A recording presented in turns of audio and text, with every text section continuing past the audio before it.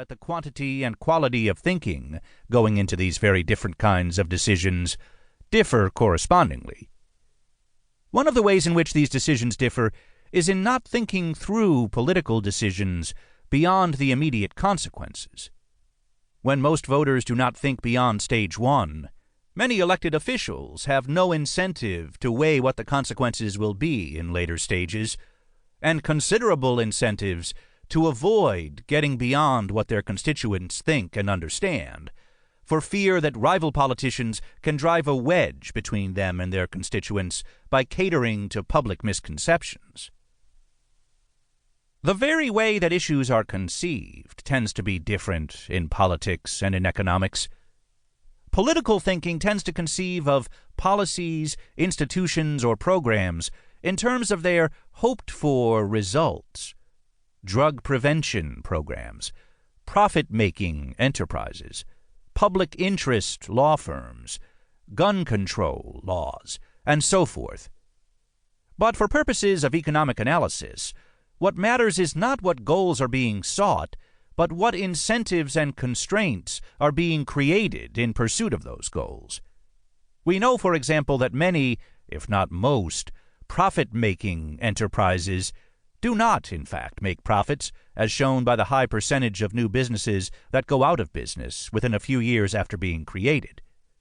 Similarly, it is an open question whether drug prevention programs actually prevent or reduce drug usage, whether public interest law firms actually benefit the public, or whether gun control laws actually control guns.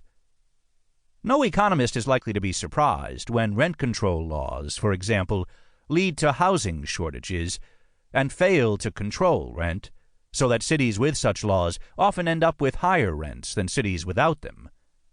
But such outcomes may be very surprising to people who think in terms of political rhetoric focused on desirable goals.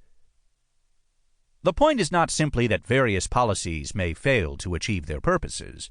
The more fundamental point is that we need to know the actual characteristics of the processes set in motion and the incentives and constraints inherent in such characteristics, rather than judging these processes by their goals.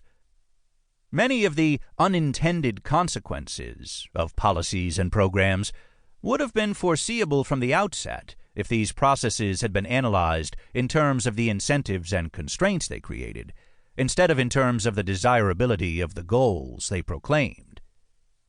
Once we start thinking in terms of the chain of events set in motion by particular policies, and following these events beyond stage one, the world begins to look very different.